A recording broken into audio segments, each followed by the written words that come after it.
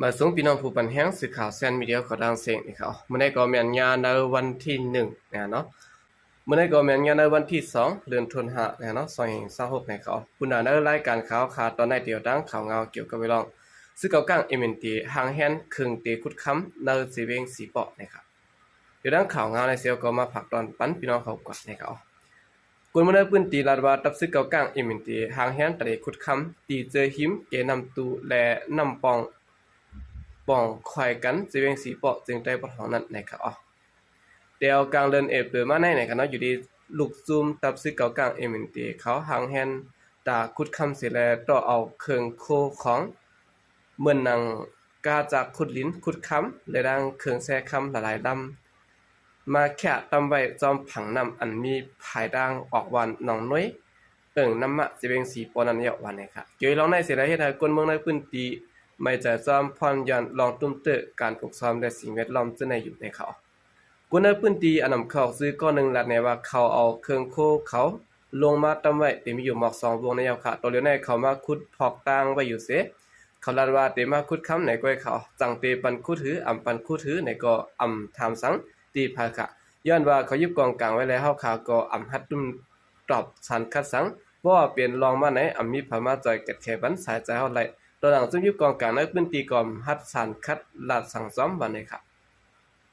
องตีอันซึ่งเก่ากลางเขาตึกหางแฮนตีขุดคำในยันไกลกันตั้งวันหนองน้อยหมอก1ลักเวเสแลว่าได้มีหลังเฮือนก้นอยู่หมอก90ปลายในเบื้องลงมาได้ก็ติเฮ็ดกินการปลูกซ้อมสวนไหนาส่วนเขากับซึ่งในวันในเขากวนมันในพื้นที่ก้อนหนึ่งสืบรัดในแทงว่าเพราะว่าเขาขุดคำบ่ไหนซึ่งมันเตตุ้มเตอการปลูกซ้อมส่วนไหนาเฮากวนมันในพื้นที่กำเดียวยาวค่ะข้าวในซ้ำเป็นข้าวปลูกซ้อมข้าวกับเพราะว่าปลูกข้าวกับอยู่ไหนมันติเฮ็ดให้ข้าวเตเรื่องกว่าเขาอันลีไม่ซะเลยเปิ้นได้ก็เป็นรองนำอำวดซะและลินกวนดินปังซึ่งในค่ะว่าไหน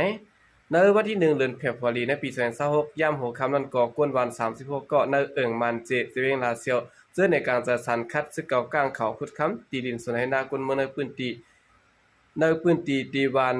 มันเจนั้นได้ถูกซึกเก่ากลางตียับเอากว่ากุ้งขังไว้สิแลปอทุบแจดถามหาผู้อันโหในกลางซะและกวนเจือนอยู่ภายหลังในกลางส่วนนั้นนะครับย่ำอยู่ในดังภายรับซึกเก่ากลาง MNT เขามาปักเสาตัวหนึ่งไว้เจอหิมโขนน้ำมาในสิแลเกี่ยวกับรองโครงการอันเขาได้ขุดค้ำในซึกเก่ากลางเขาไล่อุบโองบมีกันตั้งปฏิมาสูงซึ่งใต้ SPP อันตรงนึงในพื้นที่นั้นหือในใดก็ได้ฮู้จอมแจงแรงนะครับลองซึกเก่ากลางเขาหางแฮนตีขุดค้ำสิแลอันคนเมืองในพื้นที่เขาไล่ไม่จากนั้นแต่ก็อยู่ดีคนเมืองในพื้นที่เขากำพองก็ไล่ต่างลัดไว้ดัง SPP ไว้อยู่นะครับเมื่อนั้นก้วยหนังเก่าในข้างตั้งภายตับซึกเก่ากลาง MNT และลาวบ้านแขกเขาเอากาขุดลิ้นแปดโคเครื่องขุดโคค้ำสิแลขุดค้ำอยู่จอมผังน้ำซิมนำย้อนกิ่งเพชรจะเวียงเมืองเงาะจะดอนเกี่ยวแม่นั้นไหลไว้อยู่สิแลอยู่ในดังภายตับซึกได้ SPP ได้ตั้งตับซึกปลดปล่อยเจอจัดตางเทียนเอาให้เขาปั่นขว้างให้ขุดค้ำสิแลเก็บกินขอนมันไว้อยู่บนมนุษย์พื้นที่หลัดนี่นะไหม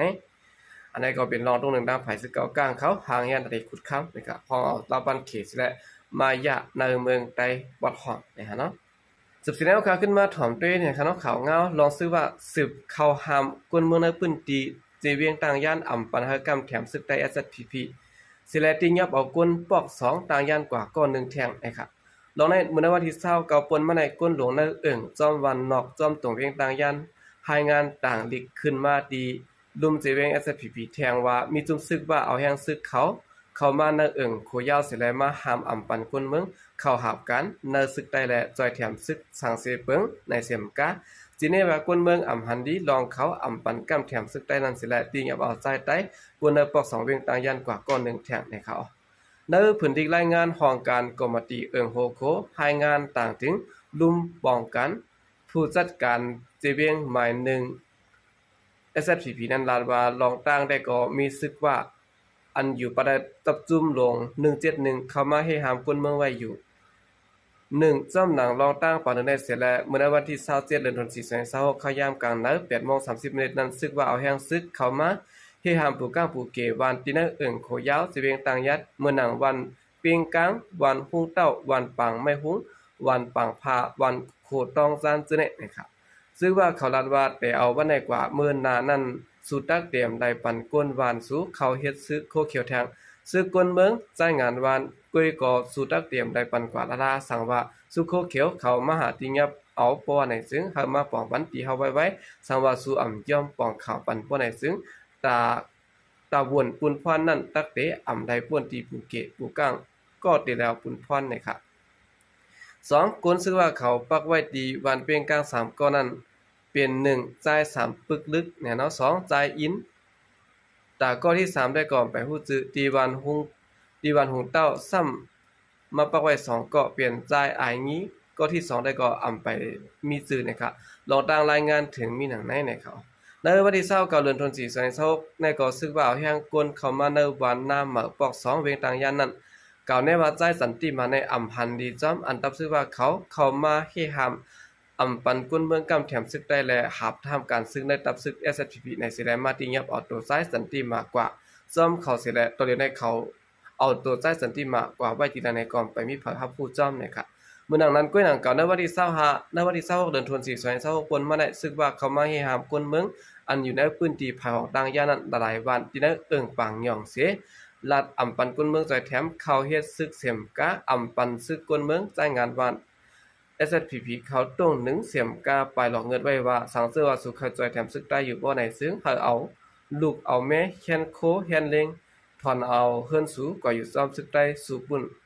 สังเสือรัดแลอำถอนบ่ไหนซึ่งเฮาเตมายับเอาปูเกะกว่าซึกได้สุดนั้นเขาอำเป้าปันดินคนไรสุดได้สู่อยู่ปาตอยเฮาก็สู่โลดไรเฮ็ดจ้อมขอที่สั่งเฮาไว้ว่าไหนค่ะอันนี้ก็เป็นรองตรงหนึ่งต่างภายซึกว่า UWSA ที่ได้สิเวงต่างย่านนะครับเนาะ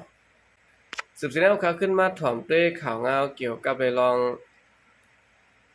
ซึกมันเขาเพียวติยับซุ่มเขจ้าเพียน26เกาะในสิเวงหมู่เจสิและติยับได้ปากลเหตุการณ์14เกาะนะครับซึ่งมันลงมือเขาเพียวติยับติตังปันนาการซุ่มเขจ้าเพียนในสิเวงหมู่เจนั้นสิและติยับได้กลเมืองเขเนี่ยเนาะตา26เกาะนะครับอันอยู่เซาอำจอมหมายมีแลกลเหตุการณ์14เกาะโฮมพลังเคืองโคอันเกี่ยวข้องอันสะดือในการแดนกินเงินในวันได้ซะแน่นะครับในวันที่29เดือนธันวาค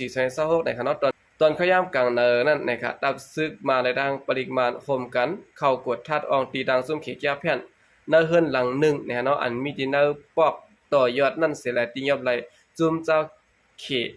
พิษหมายมี2เกาะและคนเมืองมัน12เกาะอันเกี่ยวข้องการเรียนกินเงินในออนไลน์นะครับซิมหลายด้านเครื่องใจโคตื้ออันใจตื้อที่ในการเรียนเงินและการต่อรองเกมออนไลน์เมืองพ้นละลายแสนตา24ลูกนะครับยาวก็คอมพิวเตอร์นะฮะเนาะ19เครื่อง TP-Link และดังอันรับ Wi-Fi ตา6อันนะครับนอกจากนั้นก็จำหนังไล่รับข้อมูลข่าวกวนดอกเมืองปันไว้ว่าที่เวียงหมู่เจนั้นตั้งตึกมีทางซุ่มแก้เพียนไว้อยู่ว่าในสิแลภายศึกมานและดังปริมาณเขาไล่ลงมือเข้าเหตุการณ์กดทัดแทงที่นาเฮือนนาปอกขมมันนั้นสิแล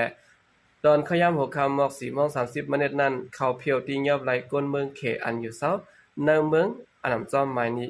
อันมกไว้นาเฮือนนั้นแทงเซาเกาะนะคะในก็เป็นตาภายศึกมานเขายอบไหลเขยาเพียนนะคะเนาะ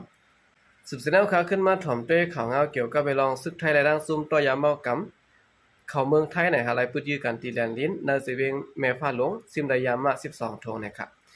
ตาได้โหมรวมแลนดินไทยและไล่ปื้ดยื้อกันดังซุ่มกวนตัวยาเมากำในพื้นที่สิเวงแม่ฟ้าหลวงสะดอนเกียงไฮ้